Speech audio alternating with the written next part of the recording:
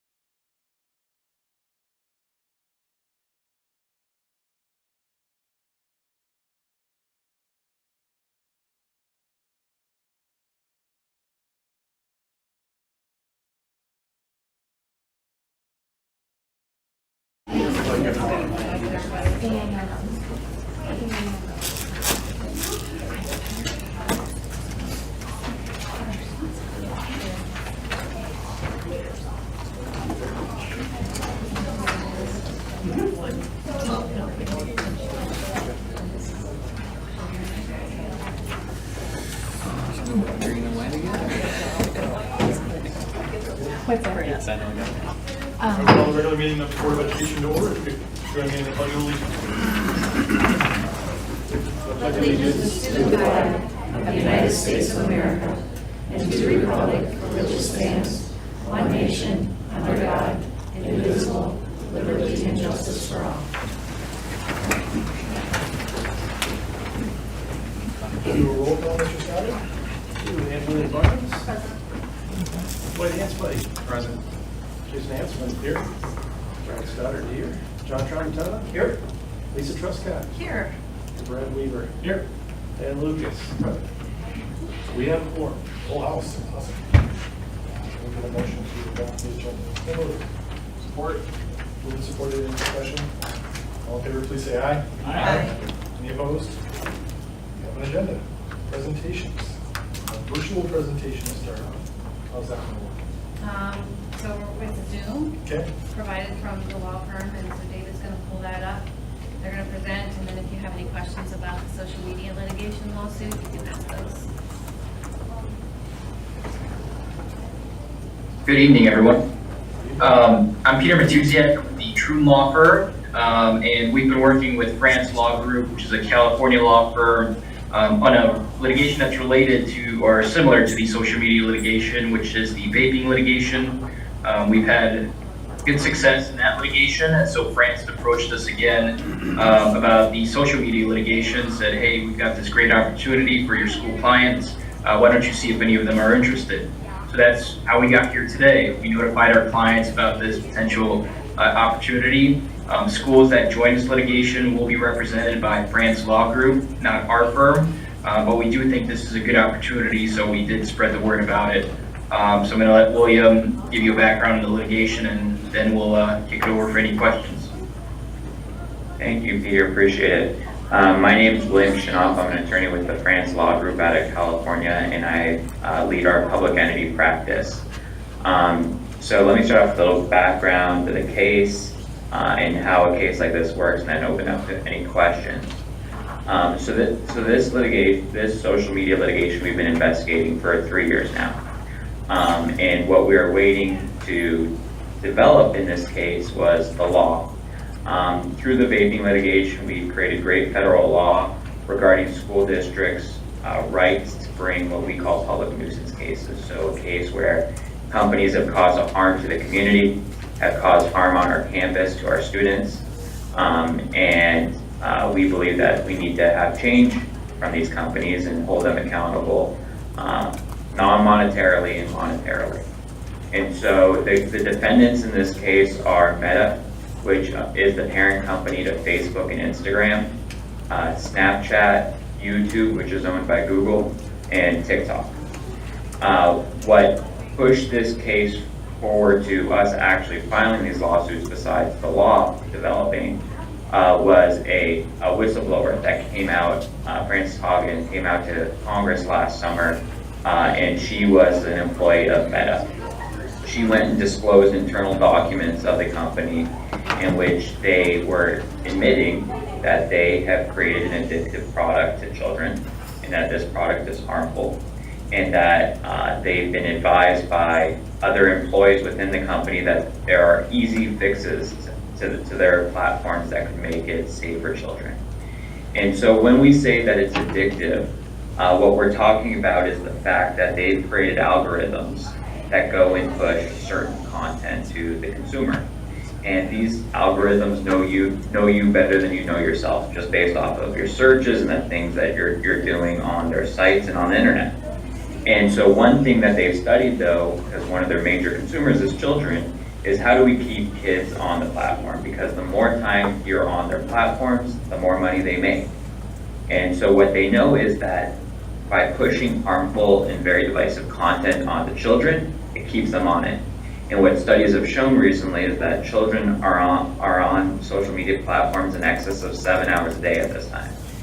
And so what medical studies have shown, though, is that we've seen an increase in depression, eating disorders, and suicide as a result of these social media platforms. In fact, the U.S. Surgeon General last year went and advised that we have a youth mental health crisis as a result of social media.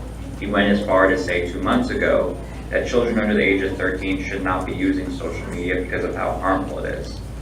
And so what we're trying to do in this case is create change with these companies, because there is developments of legislation on a national level, and certain states are creating legislation to go and hold these companies accountable and change their practices. But what we're trying to do is get a federal court order that requires these companies to make changes on a national level. And so specifically what we're looking to get from these companies is to change their algorithm regarding children, so they're not going and sending harmful content to children. We want to give parents the ability to put parental restrictions on social media, whether that be time limits or the ability to see what their children are seeing. Another big part that we want change on is regarding the open lines of communication between these social media companies and school districts and law enforcement, because what we've seen consistently throughout this country is students will post something harmful on one of the platforms. It is affecting another student, and the district has to deal with it. District or law enforcement contacts the social media platform, and they never respond. And sometimes they respond, and unfortunately we've now seen times where kids have taken their lives because of things that have been posted online. The other issue that we see is threats to schools. And every threat to a campus that's made on these platforms has to be taken seriously, so we want to make sure there's that direct line of communication. So that's the non-monetary component. Now, regarding the monetary component, the issues related to social media on campus has now been a 10+ year issue.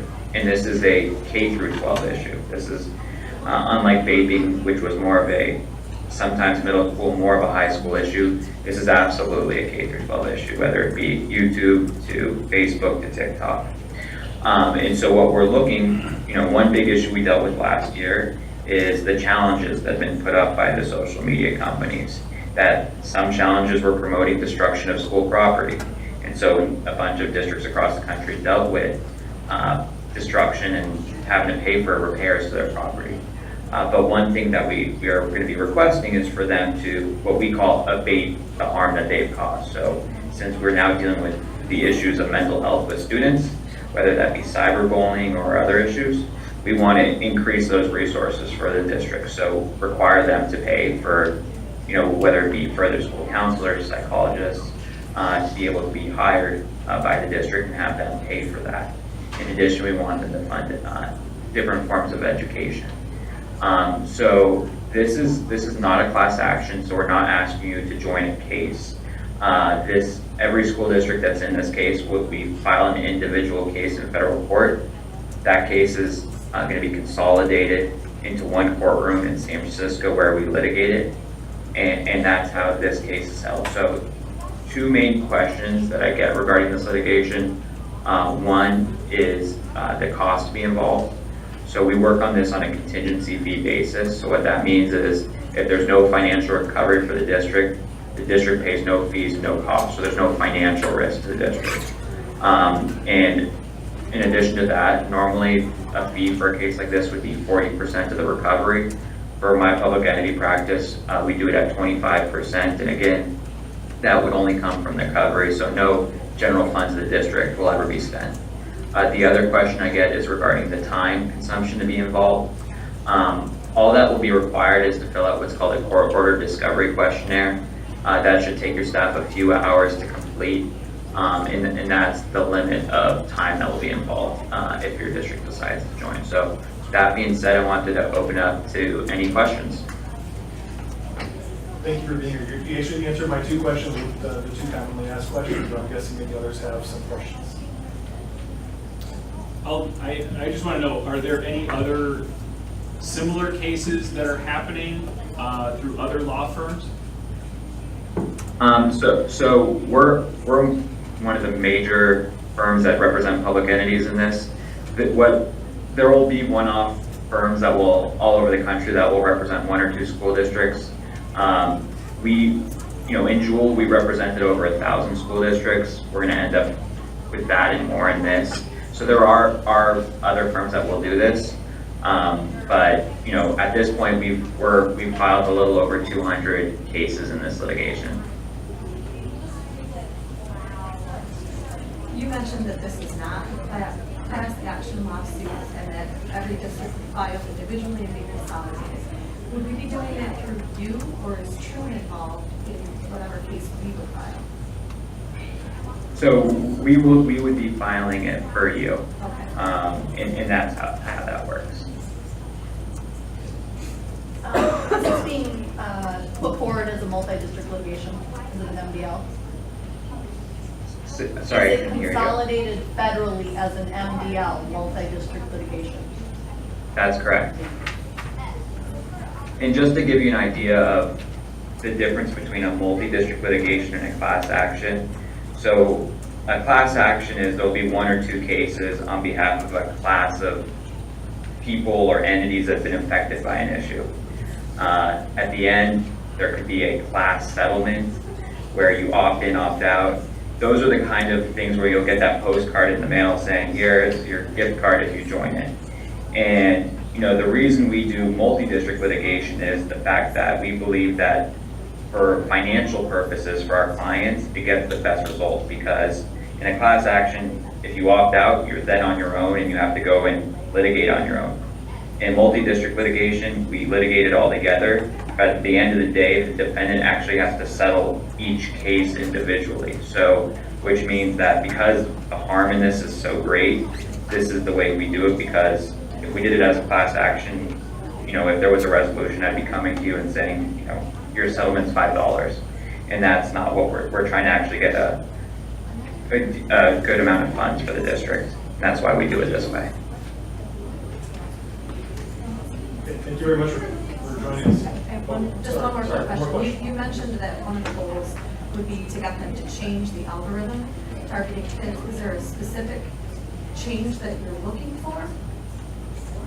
Yeah, so we've hired experts, and our experts are former employees of the company who've advised us of how they can make the changes, what the changes that could be made that are very simple for them, but it would result in less kids being on their platform less, and then consumers would be on their platforms less. So they don't want that because that means less money. So that is one of it. But a big issue that we are dealing with is the parental controls. While they say there are parental controls, it's really not. There really isn't parental controls. And what you may have seen in actually the past 3 weeks since we filed these lawsuits, TikTok and Instagram, they've started to make changes. So if you're on their platform, you would have seen they're starting to implement the changes already as a result of lawsuits being filed. But it just shows you there is very easy changes that can be made. Sorry, one more. So what happens if, for example, I create a new social network that's something different other than the companies that are named in this lawsuit? What affects future social networks? Yeah, they would obviously not be a part. This would only affect those defendants that are parties to this case. These are the major social media companies at this time. But the hope is, you know, as has been done in other litigations like this that are large, is that if there is a positive result for the plaintiffs, that it will then inform these companies that decide to get into this market in the future to not conduct themselves like these businesses, because they will end up in litigation, or they will end up having to go through the same path that these companies have had. So while it won't directly affect any new company, the hope is that they will want to avoid that issue in the future. My say I'm still hosting. Thank you for joining us. We appreciate it. Thank you. Of course, thank you. Ferguson and Woods Elementary Student Leadership Presentation. So we have a group out there. Yeah. They missed the litigation.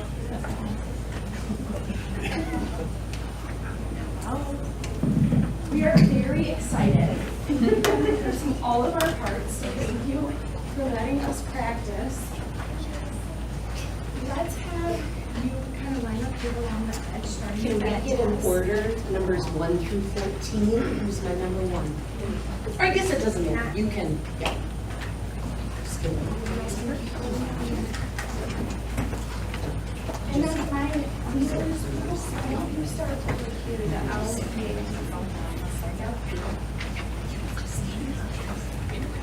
and let's see how.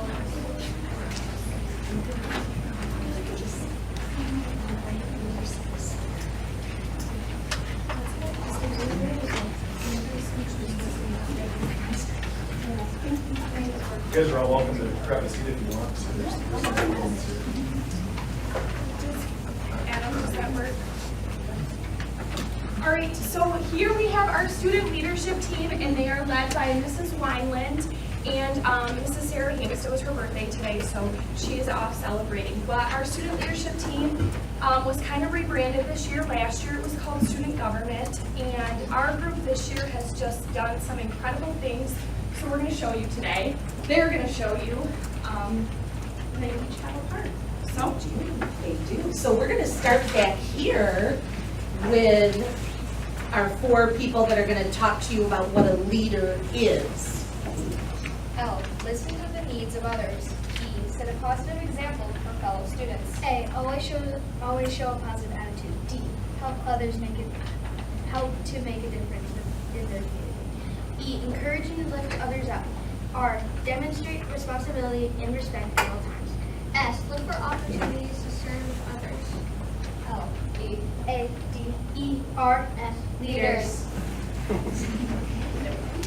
And so what we're going to do right now is the students are going to share something that we have done this year on the student leadership team. And so Natalie, we're going to start with you. All students had to fill out an application to apply for the leadership team, and all 43 students were selected to represent their classmates at Ferguson Woods. The student leadership team would meet before school once or twice a month. We brainstorm ideas to help make Ferguson Woods better place. Claire, Student leaders reported back to their classrooms and let others know what we were working on. We also listened to the suggestions of our classmates. Many students asked for new equipment on the playground, so using money from our candy cane sale, we purchased frisbees and other outdoor games. One of the first things we did was organize a candy cane sale in December. Student leaders took orders for candy canes in the classroom and then counted and delivered orders back to the classroom. Our candy cane sale was a huge success. We collected $1,600. This money was used to paint for the cafeteria, to benches for the playground, prizes from our reading room, and playground equipment. In order to make the Ferguson Woods Elementary cafeteria a little more welcoming, we bought paint and painted a few walls in the cafeteria. We are hoping to do more painting next year. We also used money from our candy cane sale to buy 2 new microwaves and 2 new toasters for the students to use in the cafeteria. another great thing is that we did was to decorate the student bathrooms at Ferguson Woods. The board white walls were transformed with positive messages and right direction. Yes. We also posted bathroom expectations at the door to remind everybody to be respectful and responsible in the bathroom. The student leadership team also performed a skit on the announcements to remind the students to take care of the school bathroom. As student leaders, we know that positive messages help students feel better about themselves. In February, we put positive message cards on all students' lockers. When students went to their locker that morning, they were welcomed with a positive note to brighten their day. We also know that not everyone likes to run around at recess, but there wasn't really a place for them to sit. So we purchased 2 benches for the playground for people who just wanted to sit and talk or just wanted a place to read. We will be adding a sign above the benches that say, "I heard some words, a friend is moving us away." During March, student leaders collected a secret book and read a passage from that book on the announcements. Riverside students could guess the title of the secret book for a prize. This was a fun way to celebrate March's reading month. Another great idea that the student leadership team came up with was giving the students tokens for a book vending machine. Each classroom would select 2 students who showed respectful and responsible behavior and gave them a token. We gave 85 tokens to Herbison Woods Elementary students to get a free book from the vending machine. At this week's meeting, we will be creating a special treat for our teachers to let them know how lucky we are to have them. Herbison Woods teachers work so hard every day to make sure that we are ready and we are becoming the best humans that we can be. And Luke? Thank you for listening to our presentation. We hope that you enjoyed hearing all about the great things happening at Herbison Woods.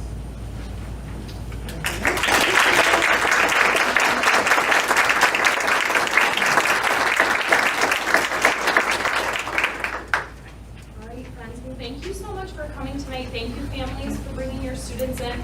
It's so wonderful to be able to see and hear from each of you about what you've been working on this year and what you've done to make Herbison a better place. Thank you. All right. We can head on out that way, You everybody. guys did a great job. Yeah, Thank thank you.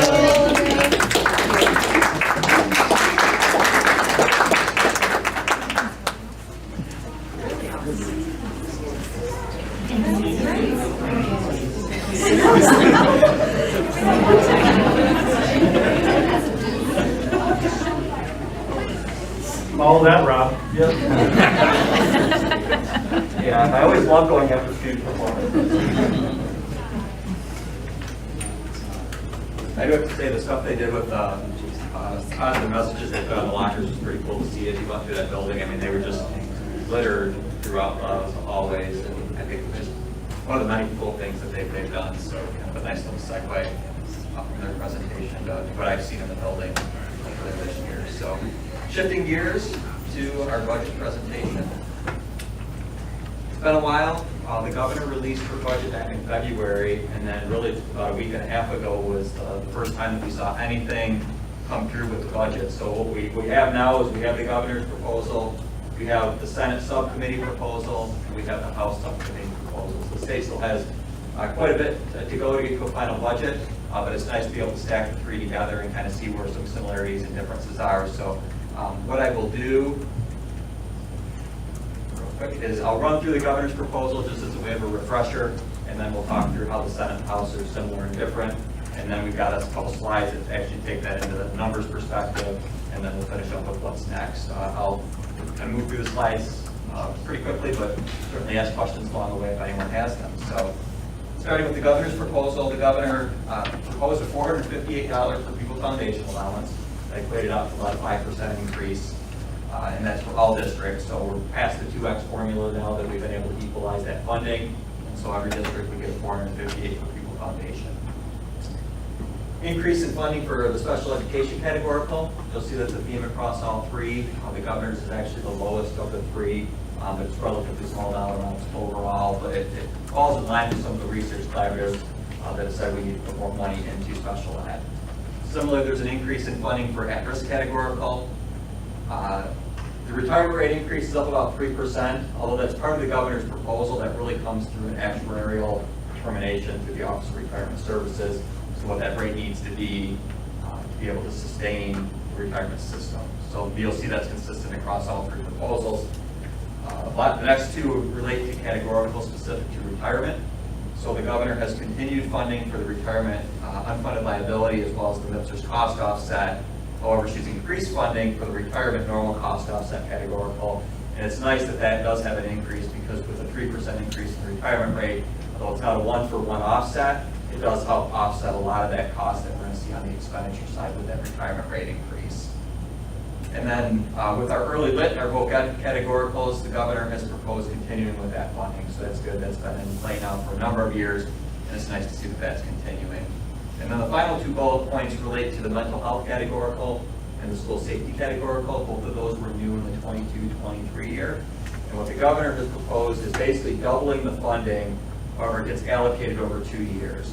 So it's going to be a consistent dollar amount, but we kind of, with this proposal, would know that we have it for this year, that we can carry over into next year, then we'd also be funded for two years into the future, which is nice. As we transition to the Senate subcommittee proposal, the Senate's actually proposed a $550 per pupil foundation allowance, which is greater than what the governor's proposed. The Senate has also increased special education categorical. You're going to see it's going twice in dollar amount what the governor's proposed. The Senate has also put a fair amount of money into the at-risk categorical. What they did is they created a series of indexes.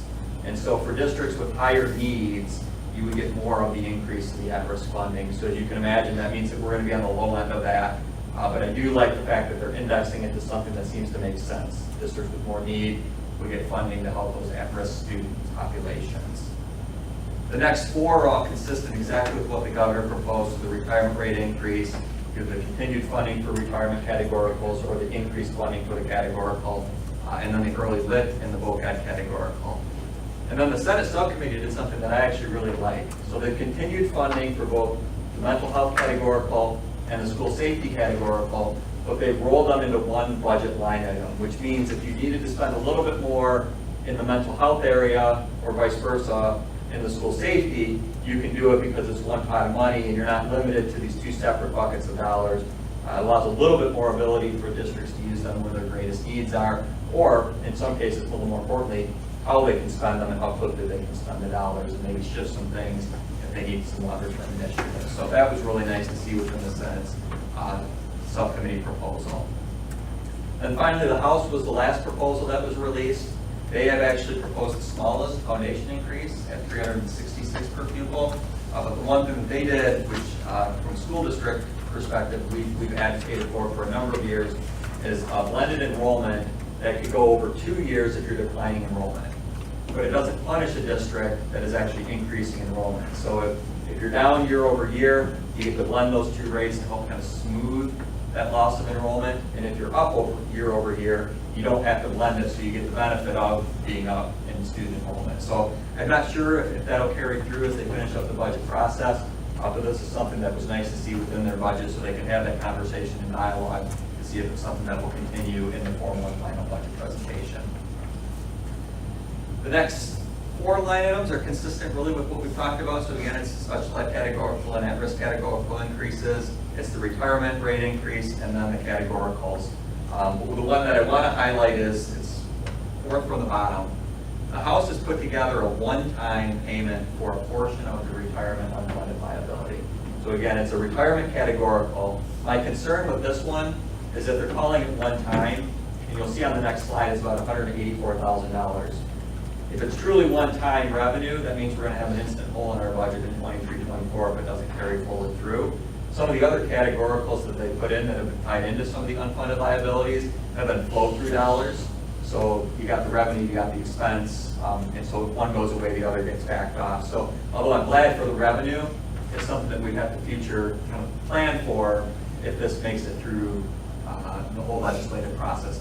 And this was not in the Senate version, it wasn't in the governor's version, but I don't know when they go through the reconciliation process if this is something that might end up finding its way in the final budget process. And then the last three line items, again, some consistency with what we've seen. The early lit and voc ed categoricals are continued. And then the House has basically just rolled forward the school safety and the mental health categoricals. So they haven't increased the funding substantially. They haven't combined them into one, but they are continuing them on to the 23-24 year.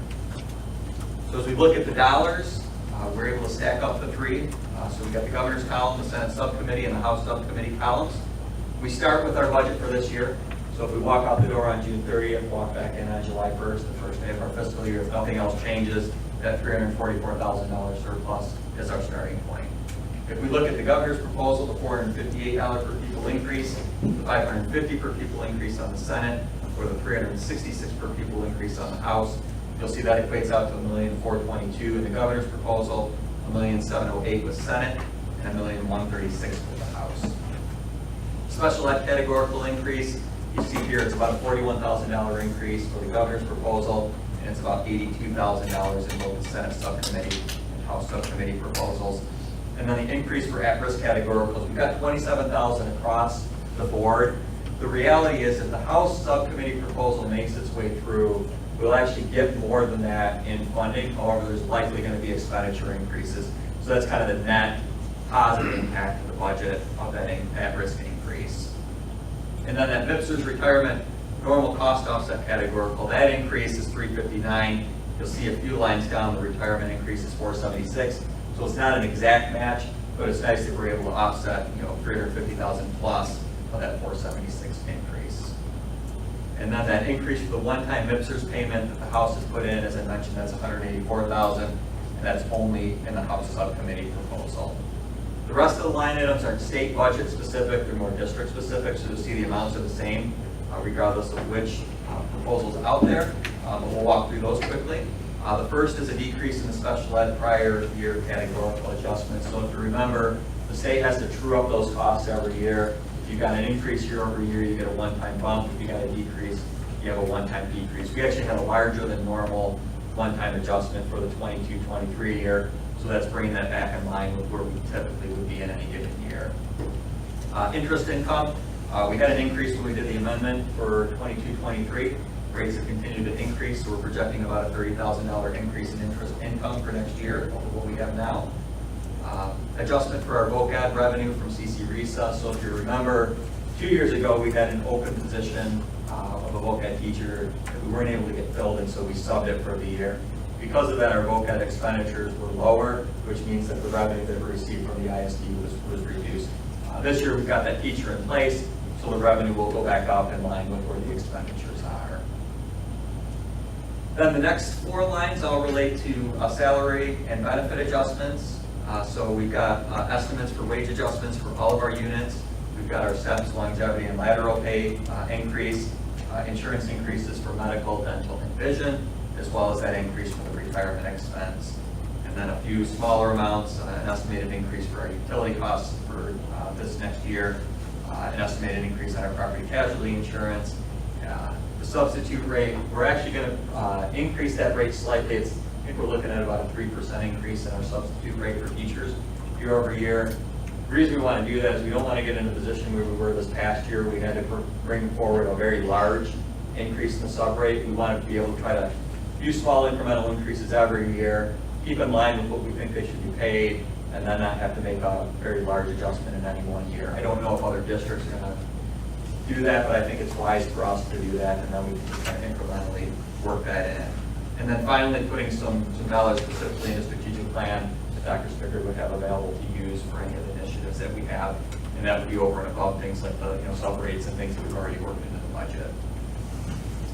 Just look onto the last page here of the budget projection. We've got ESSER 3 revenue that we reflected this year's budget. Those were one-time funds, so we have to back that 336 off of our budget. We've had some teacher retirements, and although the positions are replaced, there's some projected savings from that reflected in this budget. And then we've got some equalization expenditures that were some one-time funds that we received that we've been using up the last couple of years. So backing that out of the initial budget, and we may end up putting some back in when we do the amendment for 23-24 based upon whatever's left. And that'll be used to fund some of the things. I know we've got a large curriculum adoption coming up, so we don't have to pull that from fund balance per se. We'll be able to use those funds for that. So right now, if the budget was before you for formal approval, the governor would have us at $1,013,000, the Senate subcommittee at $1,340,000, and the House subcommittee at $952,000. But I also want to call to everyone's attention that we got some significant one-time revenues and expenditures in those 11T dollars. We also looked at, are we structurally balanced as a district from our budget? And those 11T revenues are about $1,244,000, and the 11T expenditures are estimated about $673,000. So we are in a structurally balanced position, about $442 under the governor's, $769 and $381. Since the budget likely won't get approved till late May at the earliest, probably early June, we are going to build our budget off of the governor's proposal. And then when we get into the amendment process in the fall with approval in December, we'll roll that to whatever the official is, but we need 2 to 3 weeks to be able to actually build that budget within our system. So we will start that, and we'll work on the governor's proposal, but we'll certainly keep you updated on how it moves through the legislative process. And that kind of funnels into what's next, which is we'll continue to watch enrollment, we'll continue to watch staffing, make any tweaks or adjustments that we might need to there. We're hearing that the subcommittee proposals might get voted out of the House and Senate this week. If they do, I think they'll sit for another week or so because the revenue estimating conference is May 19th. That's next Friday. And I think they're going to want to have those numbers before they ultimately go through that reconciliation process with the House and the Senate to get a proposal that will pass both chambers to eventually get to the governor's office. With that, we'll continue working internally.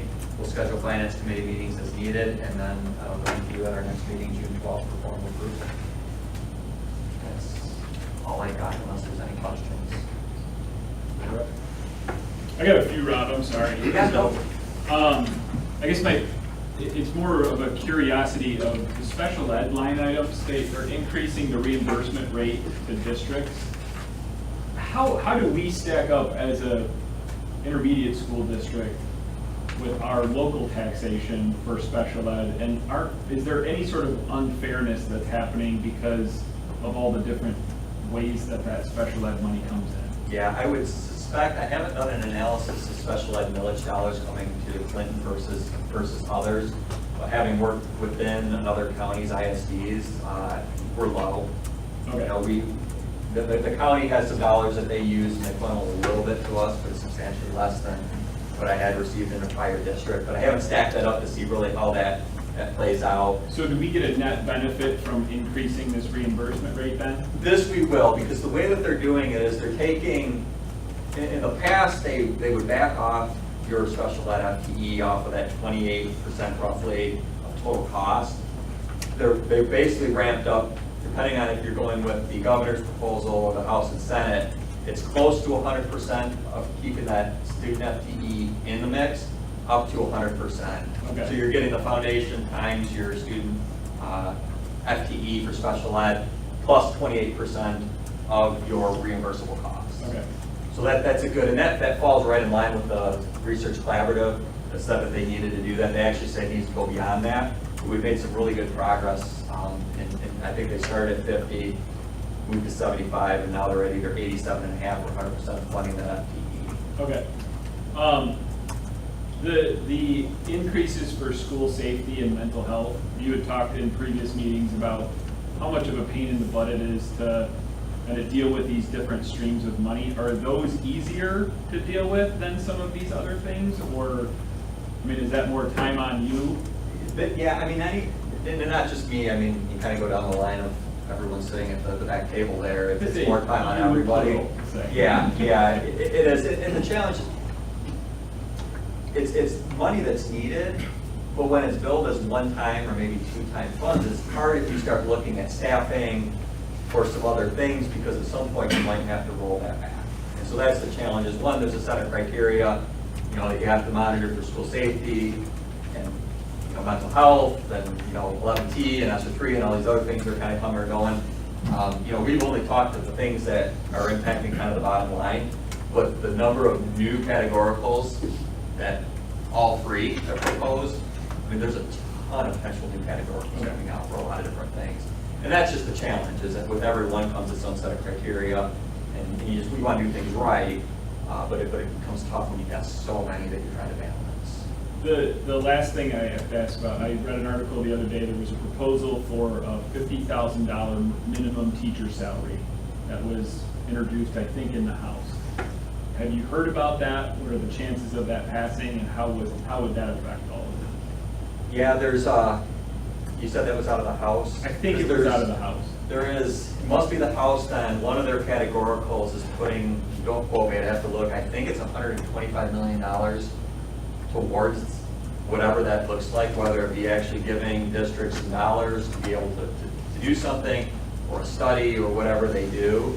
But that is something that's out there, something that we obviously would want to watch and monitor and see and take that through the process. But it's an actual, like, item in the budget? It is. What's interesting though is there's no real detail on what it's for. I mean, I've read the actual legislation and it doesn't say, it just says that there's, I want to say it's 125 million for salary incentives, or I forget how it's worded, but there is something that is in the House's subcommittee proposal. Okay, thank you. Yeah. Just a quick one. Do we know what kindergarten enrollment's looking like for next year? I will defer. It's still not up to where we're projecting, but it's where it usually is this time of the year. Thanks, Rob. Yeah, thank you.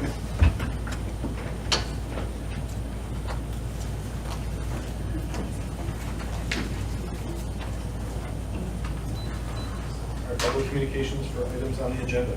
Anybody signed in? Yes. Will Todd?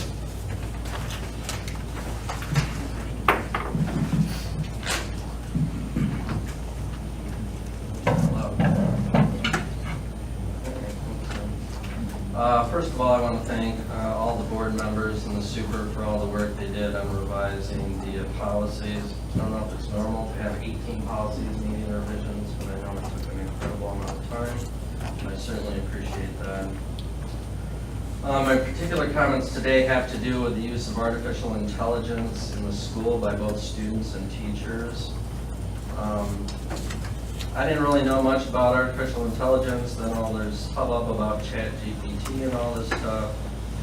Then there's discussion about it in the policy, and then I find out my son is using artificial intelligence now. Surprise, surprise.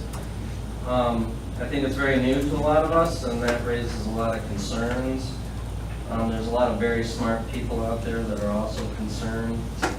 Stephen Hawking said the development of full AI could spell the end of the human race, and I'm not here to say that the world is ending, but that concerns me.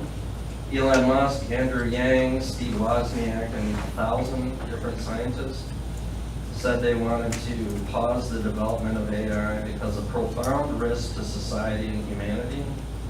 And then just the other day, Bill Gates said that AI will be able to teach kids to read and write in 18 months. I mean, I think we're all worried about our job being replaced and should be concerned. So the policy I'm discussing is 7540-04, staff technology and acceptable use and safety. It says, in part, staff are permitted to use AI to accomplish their job responsibilities, so long as the use is ethical, responsible, and does not violate any provisions of this policy. It goes on to talk about students, and it's pretty restrictive on students' use. It says with respect to students, students except as outlined below are prohibited from using AI tools to complete work. I'm not here to disagree with how that's written. I think it's incredibly tough to write that policy, and I think they did a great job with that. But it does leave a lot of questions, and I think we still need answers. What does it mean to be ethical and responsible use of AI, and who makes that decision? Is it the super? Is it the board? Is there a group that's going to decide that? How will you know when students are using AI in violation of this policy? I think there's been lots of discussions about students and be able to think on their own, and now we have another tool for them not to be able to think on their own. So I'm very concerned about that. So I guess I think it's very critical the board be engaged on how AI is being used in the school. I think there needs to be some kind of group between the teachers, the super, the administrators, to really find out what are the teachers proposing, how are they proposing to use it, and does that make sense? I don't know how they define what's ethical, and I'm sure they would like to have some clarification on that. And certainly, again, on the student side, how will we know and how will we keep them from using it to basically cheat on their assignments? I also believe the parents and guardians are concerned about how AI is being used. And so communication with the public would also be important. So thank you very much. Thank you. Is that everything? That's it. Student report, Mr. John. Started off with some miscellaneous items. On April 20th, 21st, and 22nd, there was a play held by the DeWitt Creativity Group called Educate the Discombobulated, aka The Future. The play was a series of skits and comedy acts with underlying message of problems in the education system. On May 6th, the DeWitt High School prom was held at the MSU Botanical Gardens. We sold over 460 tickets. On May 12th, 13th, and 14th, the DeWitt Pops Band, as well as all high school choirs, will be performing their own Pops concert. Also on May 12th, it will be the seniors' last day at DeWitt High School, and then the seniors will graduate officially on May 21st. On June 2nd is Wellness Day, and the day filled with activities that the students chose to give themselves. It will be a kind of day off school to have fun with friends. The last round of final exams for this school year will be given on June 8th and June 9th, and 9 weeks 4, as well as school year, will also end on June 9th. For athletics, the boys varsity basketball team went up against Grand Ledge High School at home on May 4th and lost 1-3. The next game is on May 13th against Coldwater High School. The girls varsity softball team also went up against St. Grand Ledge High School at home on May 4th and won 6-2. Their next game is on May 5th, away against Lansing Catholic High School. The girls varsity soccer team played against Eaton Rapids High School on May 5th and won 5-0. Their next game is also on May 10th against Forest Hills Northern High School. The boys varsity lacrosse team on May 3rd went up against Hazlitt High School at home and won 11-9. Their next game is on May 8th against Grand Ledge High School. The girls varsity lacrosse team went up against Cass Head High School at home on May 3rd and won 17-4. Their next game is on May 10th, and that will be an open match. The girls varsity tennis team played against Frankenmuth High School on May 5th, and then their next game will be on May 9th, away against Grand Ledge High School. For clubs and extracurriculars, this week the student government is celebrating Teacher Appreciation Week by preparing goodie bags, decorating the Teachers Lounge, and buying donuts for teachers and staff. On May 25th, the current 8th graders will travel to the high school, and members of student government will give them tours around the building. Student government applications are also out at this moment, so students can apply to be a part of the student government or class council before May 13th.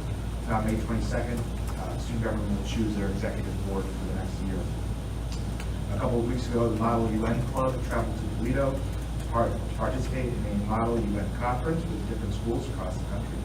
Each person represented different countries and discussed issues like the Rwandan genocide and Gulf War.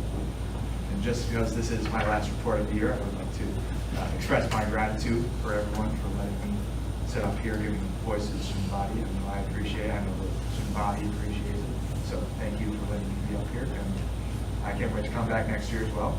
So. Well, Lucas, we really appreciated having you on the board. You've done a fantastic job. We do have a little token of appreciation there from the board and myself, but you've done a great job representing the students and bringing voice, and we do appreciate the excellent job you've done. Yeah. Thank you very much.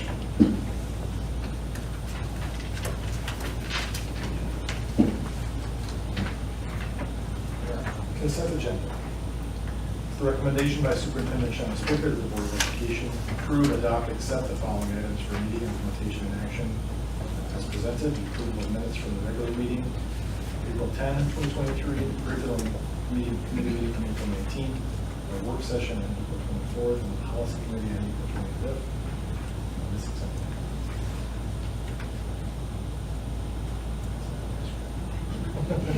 Make sure you get it. Closed session from April 10th, 2023. We're also going to include the treasurer's reports and bills for payment. The treasurer has reviewed and confirmed the checks, ACH debits, and the purchase card for the month of April 2023.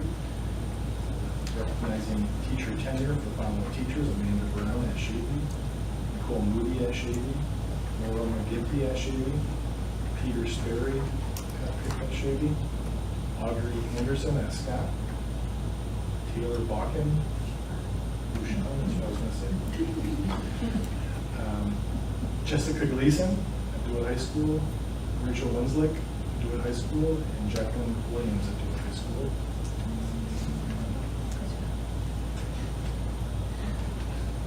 And Michael Hitchcock at DeWitt High School. On my list. And we also included an out-of-state overnight field trip for DeWitt Middle School to do the U.S. history trip to Washington, D.C. and Gettysburg on May 27th through 30th, 2023. Support. Move to support. Any discussion? All in favor, please say aye. Aye. Any opposed? Motion carries.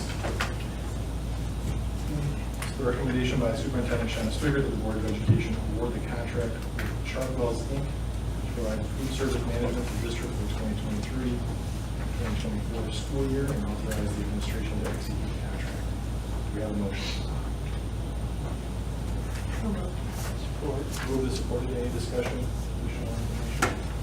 I mean, it's a pretty rigorous process with a rubric that's followed. I don't know, Rob, you have anything else? We've been using Chartwells for. Yeah, every step of the process has to be approved through the state, so we can't go to the next step until they approve the initial documents, so they process everything. So it's highly regulated, and something that we're required to do every 5 years, and then we've got the annual renewals that come with that.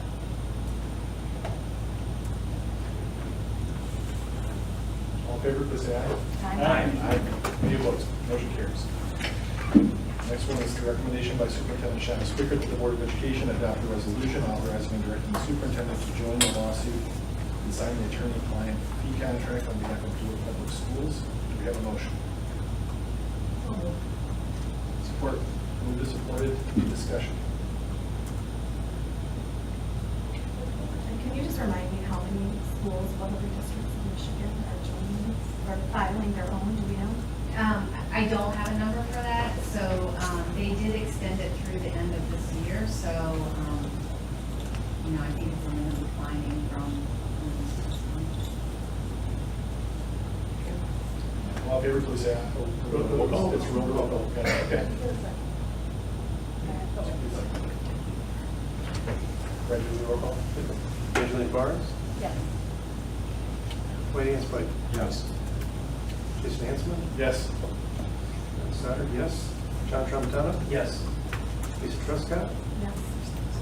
Brad Weaver? Yes. Passes. Motion carries. Thank you. It's the recommendation by Superintendent Shanna Stricker that the Board of Education adopt the gun safe storage resolution as presented. Do we have a motion? So moved. Support. Moved and supported. Any discussion?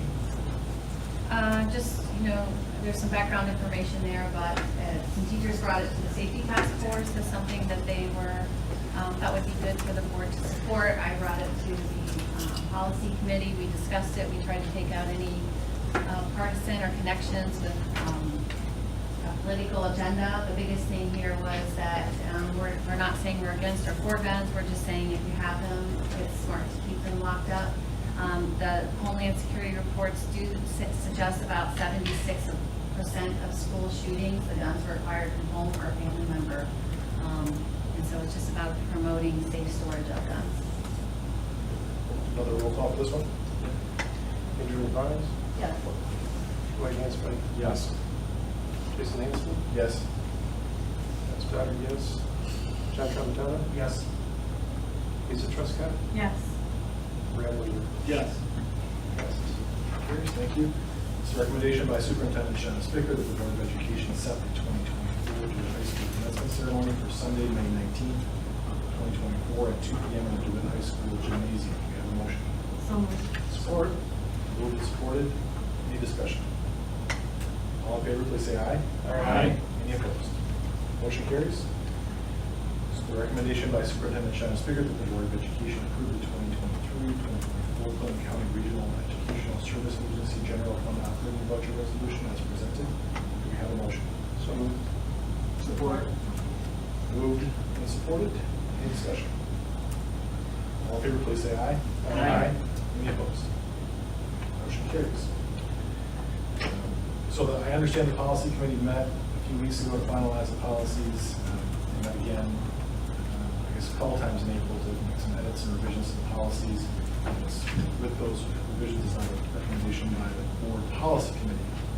The Board of Education place on second reading for adoption the following as presented: policy 2623, 6325, 8390, 8400, 9150, 7540.02, 7540.03, 7540.4, 8300, 8305, 8315, 9700.01, 1615, 3215, 4215, 5512, 7434, and 9160. Have a motion. Support. Moved and supported. Discussion. From the policy committee, thank you for all your hard work. Yeah, I have a question, but unfortunately my schedule didn't allow me to be at the second policy committee meeting. And it looks like there's been some changes to the AI policy. Is there anything that you can share with regard to those recommended changes? Yeah, I guess I can speak to those. We looked through it, and I think if you look at the line by line, the focus of it has shifted to, it's not necessarily full prohibition on the use of it, but it's more teachers working in collaboration with students of how to use it correctly and how it might be used for different purposes. So rather than kind of making it a must give permission in order to use, it's you can use if used in the proper ways. I have this. Try to be fluid with the evolving technology. Correct. And I think, go ahead. No, please. I think the most important thing is that teachers, and I'll talk about this in my report, are asked to do so much, and this is a tool that can help them differentiate, modify, change language for our ELL students. So it's kind of giving permission for them to be able to use this tool to make lesson planning, goal setting, and then all of those components of teaching easier for them. But then also, if they allow or permit, students to be using this, it's teaching them how to use it ethically and with some guide rails. So I think the other thing, and this has been my kind of evolution on this policy, is that we need to have a policy in place. And I think to commenter's point earlier, this is going to evolve and this is going to change over time. But I think having a policy is better than not having a policy at this point in time.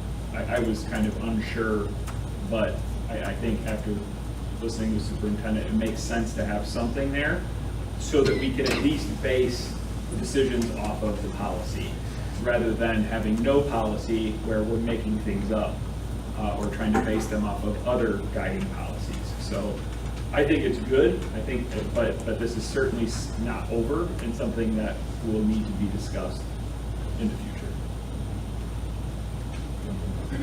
And I just wanted to share from our policy committee meeting, other things that we talked about were the idea that currently students are using it. We know they're doing it, and there's no parameters around that right now. And those particular tools aren't there for our teachers to be able to say, hey, you can use this, in this way, and to give that guidance and instruction in the classroom. So that was a big guiding force for us to get something on the books. But I definitely agree, especially with our public commenter today, Sir Thompson, in terms of what does it mean to be ethical and what does it mean to use these tools in a way that doesn't violate the policy. And we talked about that because my concern was, okay, now are we going to see a whole stream of students in trouble because they, somehow violated sort of the amorphous idea of this is unethical, right? And so I think it's a very hard thing for us to get our hands around. So I don't disagree with that respect. And then if approved, obviously I'll be working with the technology department and Dave as far as what needs to be in not only the handbook, but the user agreements. So when both staff and students are signing their acceptable use policies, they understand those components. So I'm not sure procedurally how to do this if we're lumping all of this together. I have concerns with those two policies still, and I don't know if we can amend the motion to, if we're going to approve those two, or we can pull them out and I can make my suggestion that way, if that's easier. Which two are The you two, referring to? 75, 40, 03, and 04. So 04 should be the only one that has the AI language in it. Okay. Yeah, we didn't change. 03 should, so 04 is the staff policy. That's the only one that has AI in it. Okay, so just that one, and where I'm going with it is, if we're going to do it, I'd like to commit to creating some sort of task force.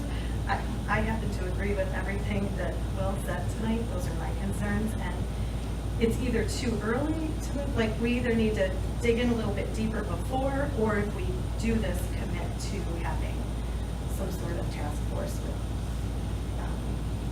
defining the use more specifically, or continuing to monitor, or something other than just doing this tonight and being done. So do you want to pull this one out? Do you want to vote against it? Yes. So maybe we can entertain a friendly amendment to the motion for approval of all these items and to remove 7540.04 from that motion. I don't remember who made and seconded the motion, but if you guys confirm that. So there's no such thing as a friendly meeting as part of the procedure, so we could just amend it. But it is friendly. We're going to do a mean amendment. Oh, Lisa? Addictive amendment. An unfriendly amendment, whatever you'd like to call it. We're going to amend it. Yes, I'm moving to amend to remove 7540.04. I should support the amendment and vote. All in favor, please say aye. Aye. Any opposed? All right, we have an amended motion. So now we need to decide on 74 or 75, 40. Wait. Well, we have to vote on the remaining action items, correct? Okay. So we have Tonight, is there discussion on the motion to remove it? Is this? So that already just passed, didn't it? Just now? Yeah, sorry. I want to ask the superintendent, does this affect a timeline for anything that you need to do from your just to end? be clear, we're gonna still vote on this, and she just wants to vote against it. Oh, okay. So there will be discussion. Thank you. All right, all in favor of the action items, with the amended motion, please say aye. Aye. Any opposed? All right, now we have a motion to approve policy 7540.04. So moved. Support. Moved and supported. Any discussion? Is delaying the passage of this policy going to affect your administration of this policy in any way? Well, I mean, yes, because we have to get acceptable use policies and everything ready for the fall. Now, when I say we have some time, yes, but I mean, those are things that we get ready now. And so it's going to be an overhaul of two policies and handbook that we want to make sure we do, and usually handbooks are brought to you in July. So when you say you want a task force, you want to be on the task force? I think it requires, I would like to understand, as you went down the list of the ways that teachers will use it, like, how? I've been using it since we've been discussing it, and I've discovered some amazing things, but like, I don't know how it helps you with your lesson plan. I don't know how it helps a teacher, and so in order to support it, I need to understand it better. So I can say that I'm teaching, the parts of speech, specifically an English teacher. And so I can ask the AI to help develop a lesson plan teaching the 7 parts of speech. And can you modify those for a 3rd grade reading level, for 8th grade reading level, and a 12th grade reading level? I can ask for it to translate that in Russian for my student who speaks Russian as a first language. So those are just some things. Or I can say, can you give me the best way, or research best way to teach how to use commas appropriately. So those are just very minor things, but the fact of the matter is that it's so time consuming for teachers to try to differentiate their lessons for native language, for readability. And so this gives them permission to be able to use a tool to help support them to do those types of, whether it's lesson planning or modifications. And I tried to put a TED Talk. I don't know if anyone is able to see the TED Talk that I had shared with you in the weekly connection, but There are evil ways that any AI can be used, but there are also really good ways that, and we've been using, I don't know if you realize it, but chatbots have been around for probably a decade now.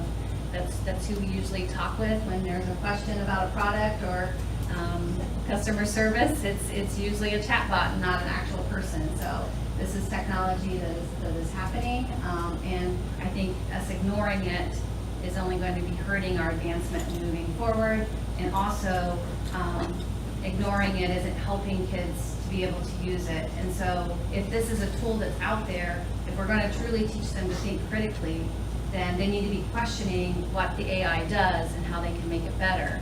And I think that, I know that organizations are using it and they're having their employees use it. So it would be, I think, a disservice to our students if they leave here without learning how to use it with those guide rails. Do we know what validation has been done on, a specific AI tool, or would that be developed within like a task force or guidelines or user agreements as to like which resources? Because I have a lot of concerns about, is it a reliable resource? How do we know that we can trust it to, for example, translate Russian? I don't speak Russian. I don't really know, what it's going to spit out, and is that an adequate use of that? I just worry about opening the door to it broadly without knowing which AI. I think I would equate this to Wikipedia. So Wikipedia 30 years ago probably would not have been a reliable source. But now, ask the teachers, is Wikipedia being used as a source? Is that an acceptable use? Is that something that's used as a base to start with for research and then used to further research a topic? Or just Google search. Most likely, yeah. Kids use Google search, and again, they're learning to be able to, is this source credible or not credible? Is this really Russian or is it not Russian? So, when they put something into, whether it's ChatGPT or something else, they still have to ask those questions. Is this reliable? They're still going to have to document. So that's not a source that's going to give them a documentation. So they're going to have to find research to document that says that. So another thing is, as an English teacher, I might say, you have permission if you want to use this on a counter argument. So you can use it to find out every single argument against your stance, right? So that way they can argue their stance. And then we would talk about, let's look that up. Let's look up research on those arguments. So again, it is new, but I think being scared of it or staying away from it, they use the analogy of you give a kid a hammer and a nail, and you put the hammer aside and say, don't use that. You need to get this nail in this desk without the hammer. They need the hammer. Can I ask where the policy is that determines which sources are ethical? Because I don't think we have one. That's something that's determined by the administration, right? So saying that it's ethical in here, this is happening every single day. Can you use Wikipedia as a source? Can you use Google as a source? Can you use all of these existing things already? We don't have a task force for it because that decision's being made by professionals. Yeah, and I think the first comment was that this is related to staff, but it's related to staff instructing students. So it's use by both. And I'm not afraid of technology. I'm not afraid of advancements. I am, but I'm not. And I just think that we're moving very quickly, and I don't know. I am uncomfortable approving this without the answers to questions like what defines ethical use, what sources can be used. I want a student to think about all of the arguments against what they're researching and not be told what they are, because that's part of the critical thinking process. So I remain uncomfortable with this as it's written. And would request that we hold off until we do further research. And that's my request. Send it back to the policy committee? We have a motion.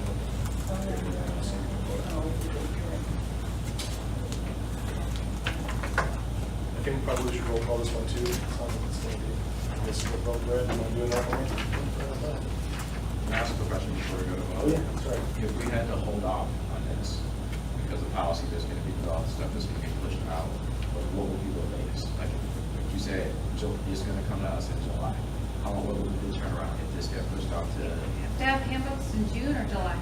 July. Okay.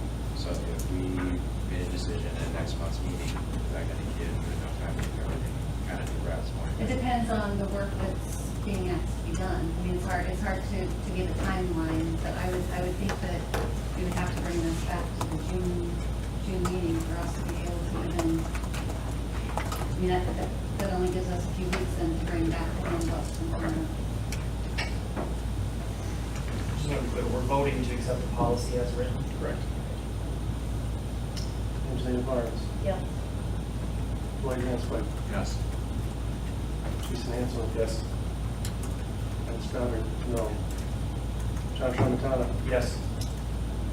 Lisa Trescott. No. Brad Weaver. Yes. Thank you. Motion carries. Public communications for items not found on the agenda. There are none. Superintendent's report. So we had our legislative breakfast for our Region 6 with the MASA group, so that's the Michigan Superintendent's Group, and thank you, Brad was able to attend for that, so thank you. And then also afterwards, I was able to host all of the county supes here for lunch in our meeting. So we had our county meeting right after, and then instead of everybody going back to St. John's, we were able to have it here in the boardroom, so which made it really nice.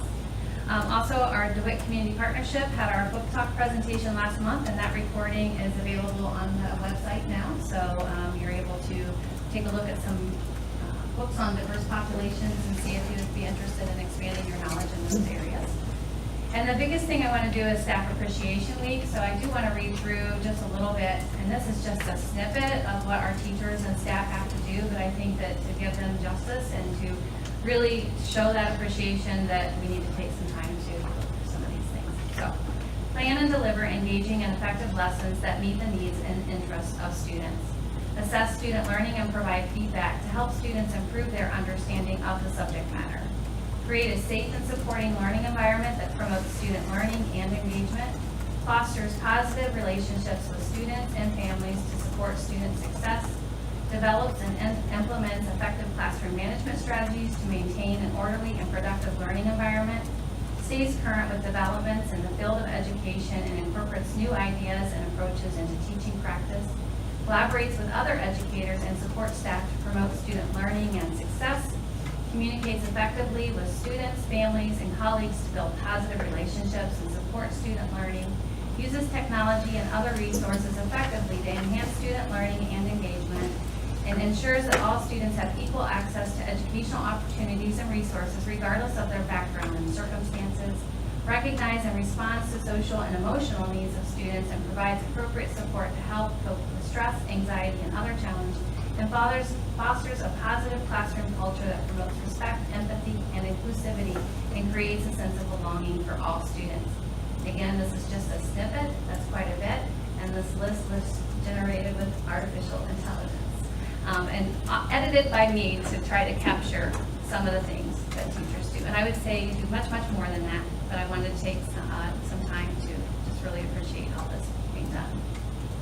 And then lastly, at our Monday's cabinet meeting, we worked in incorporating this year's perception data from our county surveys into our strategic plan. So we were able to do a couple of exercises during our cabinet meeting. So that way we're not only taking all the information that we got from our strategic retreat, but we're continuing to update that on feedback from stakeholders. And then we have kind of a starting plate for our retreat this summer to really think about how we can incorporate all of those ideas into our action plans for next year.